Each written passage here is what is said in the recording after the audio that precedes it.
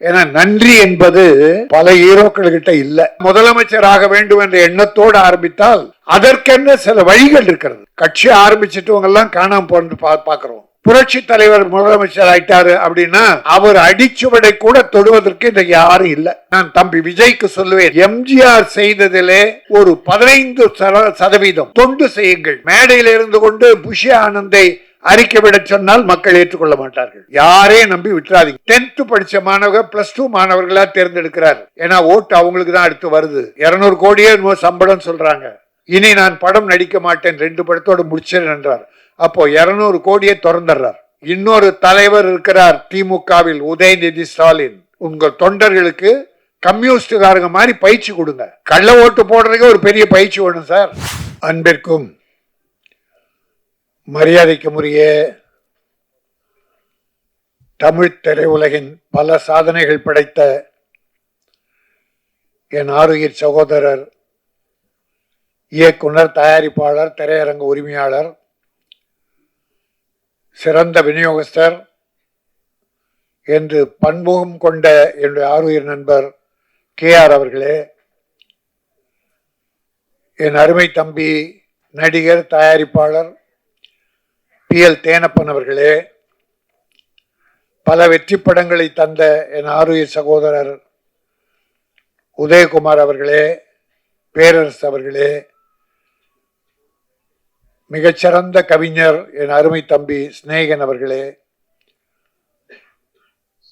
மற்றும் இந்த படத்திலே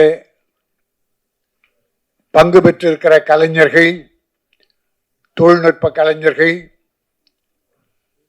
எல்லோரையும் நான் வரவேற்று வாழ்த்துகிறேன். இது என்னுடைய சொந்த படம் மாதிரி. என்னுடைய மட்டும் KR தேனப்ப எல்லாருமே மேடையில் இருக்க அத்தனை பேரும் நீங்களும் அந்த சொந்தத்தோடு தான் வந்து வாழ்த்த வந்திருக்கீங்க. ஆதிராஜன் இயக்குனர், ராயல் பாபு தயாரிப்பாளர். ஆதிராஜன் நீண்ட நெடுங்காலமாக என்னுடைய தம்பியாகவே உடன் வருபவர். மாலை முரசு என்ற பத்திரிகையில் நிருபராக பணியாற்றி பல புரட்சிகள் செய்தவர். நான் 2-3 முறை ஜெயிலுக்கு போறதுக்கு அவர் ஒரு காரணம். பிரச்சனை ஏதாவது ஒன்று எழுதி விட்டுருவாரு. பர்மா பஜார் போராட்டத்தை ஒரு மாதிரி எழுதி விட்டுருவாரு. அது நம்ம அங்க அது நல்ல விஷயம். நல்லது செய்யும் போது ஜெயிலுக்கு போறது தியாகம். அப்படி இந்த திரையுலக என்னுடைய KR தான் திரையுலக அத்தனை பேரை ஒன்று சேர்த்து இந்த ஏராம் பிரச்சனை, பர்மா பஜார் என்னை அரெஸ்ட் பண்ண 50 போலீஸை போட்டார் கமிஷனர். அப்போ KR இண்டஸ்ட்ரியில எல்லாரையும் சேர்த்து சேம்பர்ல ஒரு மீட்டிங்கை போட்டு ராஜனை கைது செய்யக்கூடாது, திருட்டு விசையை தயாரிப்பவர் எதிர்ப்பவர்களை விற்பவர்களை எதிர்த்து பர்மா பஜாரில் போராடினார். அவரை அனுப்பி வைத்தது கமலஹாசன். ஆக கமலஹாசன் தான் A1. ராஜனை கைது செய்யக்கூடாதுன்னு மிகப்பெரிய ஒரு அரங்கம் நிறைந்த கூட்டத்தை நடத்தியவர் என்னுடைய KR. மறக்கவே முடியாது. அன்னைக்கு பெரிய டிஸ்ட்ரிபியூட்டர், பெரிய ப்ரொடியூசர், பெரிய டைரக்டர். உதயகுமார் அதே மாதிரி. இப்போ எங்களுக்கெல்லாம் ஓய்வு கொடுத்துட்டு இளைஞர்கள் நிறைய பேர் வந்துகிட்டு இருக்காங்க. எல்லோரையும் வாழ்த்துகிறேன்.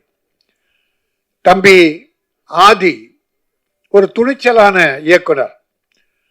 சிலந்தின் ஒரு படம் பண்ணார். சிம்பிள், வெரி சிம்பிள், செலவு கம்மி, ஆனால் சூப்பர் ஹிட் படம். எதிர்பாராத பெரிய வெற்றி. அவ்வளோ விஷயம் அதில் இருந்தது, சஸ்பென்ஸ். அந்த அப்போதான் பார்த்தேன், என்னடா நிருபராக இருந்துக்கிட்டே அவன் என்ன பண்ணியிருக்கான், எல்லா படங்களையும் பார்க்கிற வாய்ப்பு இருக்கு இல்லையா.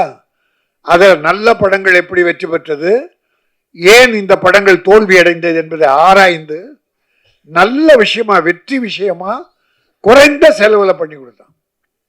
இப்போ இந்த படத்தை கூட பார்த்தீங்கன்னா எல்லாமே நல்லா இருக்கு. சாங் சொல்ல வேண்டியதில்லை, இளையராஜா. அதுக்கு நாம ஒன்றும் சர்டிஃபிகேட் கொடுக்க வேண்டியதில்லை. அது உலகமே பாராட்டிய ஒரு மாபெரும் இசை ஞானி. அவர் இந்த படத்துக்கு இசையமைக்க ஒத்துக்கிட்டாருன்னா அது எப்படிப்பட்ட கதையா இருந்தா ஒத்துக்கிட்டு இருப்பார். கதையில் அவ்வளவு வலு இருந்ததால் தான் இளையராஜா ஏற்றுக்கொண்டார். அதுவே வெற்றி, மிகப்பெரிய வெற்றி. அதுல பள்ளி மாணவ பருவத்து இளம் சிட்டுக்கள் காதல், அப்புறம் ஒரு இளைஞர்கள் காதல், ரெண்டு விதமான காதல். அது அழகா நடந்த விஷயம் சொல்றாரு. 70% நடந்தது கற்பனை கலந்து தான் பண்ணுவாங்க. சுவாரஸ்யமா இருக்கணும்னா கற்பனை கலக்கணும். அது கற்பனையில் சிறந்தவர் என்னுடைய ஆதி. ஆக நகைச்சுவைக்கென்று பல நடிகர்களை போட்டிருக்கார், எல்லாரையும் நிறைவா போட்டிருக்கார். ஆகவே இந்த படம் மிகப்பெரிய வெற்றி படம் என்பதிலே எந்த சந்தேகமும் இல்லை. அதிலும் அனுபவமிக்க KR தேனப்பன், உதயகுமார், பேரரசு போன்ற அத்தனை பேருமே உளம் நிறைந்து எங்கள் ஆழ்மனதிலிருந்து வாழ்த்து வந்திருக்கிறோம். ஆக இந்த படம் என்ன மரியாதை கட்ட டைட்டில்,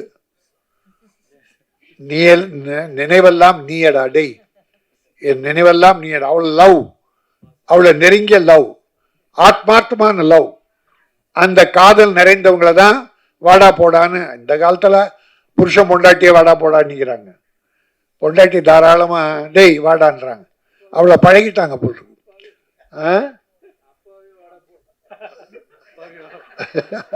அப்பாவே வாடா, அதான் மரியாதை கெட்ட காலம்.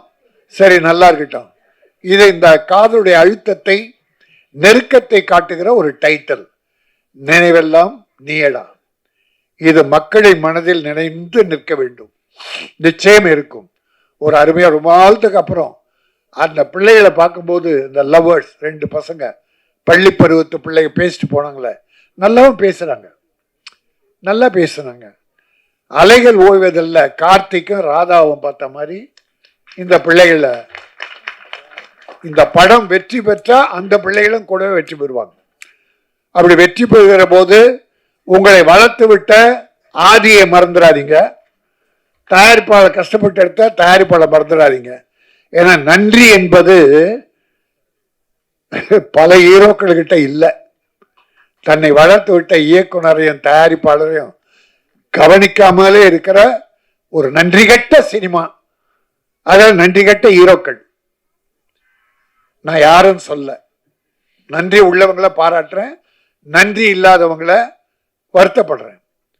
இதே நேரத்தில் இது ராயல் பாபு அண்ட் ஆதியுடைய மேதை என்றால ஒரு ஒரு கட்டசி சினிமா உலகம் சார்ந்ததால நடிகர் விஜய் இதுவரை ஒரு சூப்பர் ஹீரோவா இருந்து அதிக சம்பளம் வாங்குற அந்த நடிகர் புதிதாக ஒரு தலைவராகி இருக்கிறார்.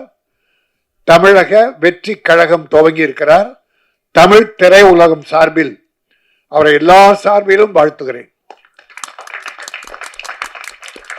வெற்றி பெற வேண்டும், இல்ல முதலமைச்சராக வேண்டும் என்ற எண்ணத்தோடு ஆரம்பித்தால் அதற்கென்ன சில வழிகள் இருக்கிறது. கட்சி ஆரம்பிச்சுட்டு எல்லாம் காணாம போன்னு பார்க்கிறோம். ஆனால் வெற்றி பெற வேண்டும் என்றால், புரட்சி தலைவர் முதலமைச்சர் ஆயிட்டாரு அப்படின்னா அவர் அடிச்சுவடை கூட தொடுவதற்கு இன்றைக்கு யாரும் இல்லை. அவர் எப்படி இருந்தார்? காங்கிரஸ்ல இருந்தார் முதல்ல, பிறகு திமுக வந்தார். திமுகவில் வந்து உழைத்தார், மக்களை சந்தித்தார், இறங்கி கிராமம் எல்லாம் போனார், மக்களோடு மக்களாக வாழ்ந்தார். அண்ணா சொன்னார், ஒரு கனி என் மடியிலே விழுந்தது, அதை என் இதயத்திலே வைத்துக் கொண்டேதான், அதுதான் இதய கனி எம்ஜிஆர் என்றார். ஆக அந்த அளவுக்கு எம்ஜிஆர் தன்னுடைய வருவாயை, வாழ்வை ஏழை மக்களுக்காக அர்ப்பணித்தார். காரணம், அவர் சிறு வயதிலே சாப்பாட்டுக்கும் கஷ்டப்பட்டார்.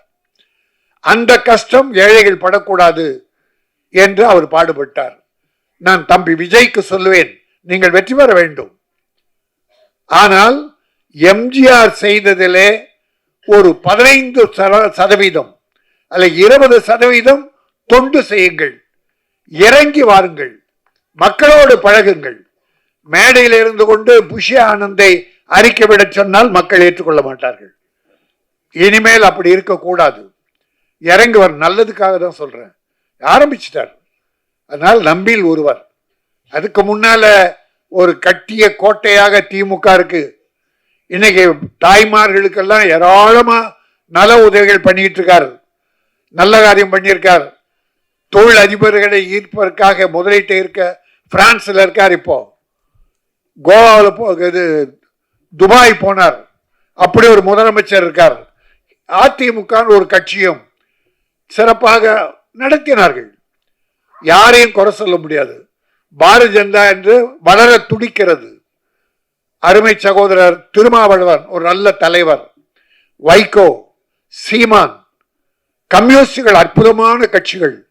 காங்கிரஸ், இவ்வளவு கட்சிகள் இருக்கு. நீண்ட நெடுங்கால வரலாறு படுத்த கட்சி. இதுக்கிடையில விஜய் ஆரம்பிச்சிருக்கீங்க, தப்பில்லை. இனிமேல் நீங்கள் எப்படி நடந்து கொள்ள போகிறீர்கள், என்ன கொள்கை வகுக்க போகிறீர்கள், மக்களுக்கு அதை எப்படி சேர்க்க போகிறீர்கள் என்பதை வைத்து மக்களின் ஆதரவை பெருகினால் நீங்கள் வெற்றி பெறுவீர்கள்.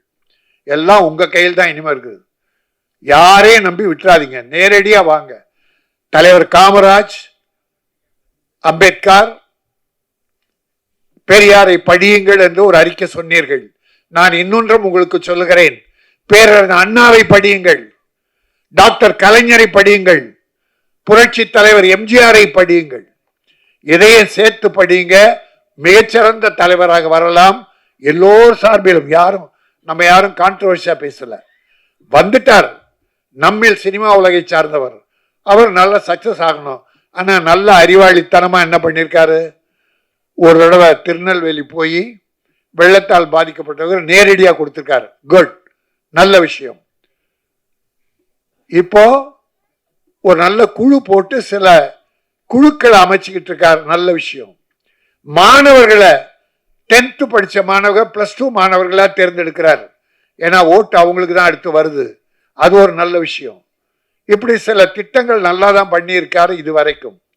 இனிமேலும் அது சிறப்பாக இருந்து மக்களோடு வாருங்கள், மக்களுக்காக வாழுங்கள்.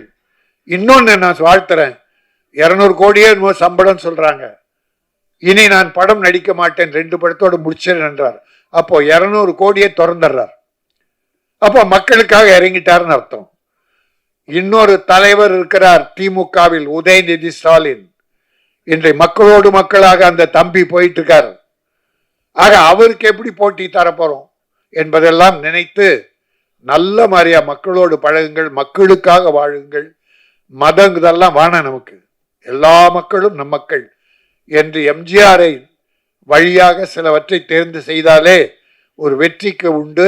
இன்னும் நல்ல விஷயம், 24ல் போட்டி கிடையாதுன்ட்டார். 26ல் அப்ப பயிற்சி. உங்கள் தொண்டர்களுக்கு கம்யூனிஸ்டுகாரங்க மாதிரி பயிற்சி கொடுங்க. கள்ள ஓட்டு போடுறதுக்கு ஒரு பெரிய பயிற்சி வேணும் சார். அரசியலுக்கு வந்துட்டா அந்த அளவுக்கு மிக சிறப்பாக நடத்தி வெற்றி காண்பது உங்களிடம்தான் இருக்கிறது, மக்களிடம் இருக்கிறது என்பதை சொல்லி இந்த மேடையிலே வாழ்த்ததற்கு நான் பயன்படுத்தி கொண்டதற்காக ராயல் பாபுவும் என்னுடைய ஆதியும் நன்றி தெரிவித்து, வாழ்த்த வந்திருக்கிற பெரியோர்களே நீங்கள் வாழ்க, வாழ்த்த அமர்ந்திருக்கிற நல்லோரே நீங்களும் வாழ்க, எல்லோரும் நீடூழி வாழ்க, வளம் பெற்று வாழ்க, நலம் பெற்று வாழ்க, பொருள் பெற்று வாழ்க, நல்ல புகழ் பெற்று வாழ்க. நன்றி, வணக்கம். இந்த படம் நினைவெல்லாம் நீடா மிகப்பெரிய வெற்றி பெற்று ஆதிக்கும் ப்ரொடியூசருக்கும் பெரிய வாழ்க்கை தர வேண்டும். நடித்த கலைஞர்கள், தொழில்நுட்ப கலைஞர்கள் அத்தனை பேரையும் வாழ வைக்க வேண்டும் என கூறி விடைபெறுகிறேன். நன்றி, வணக்கம்.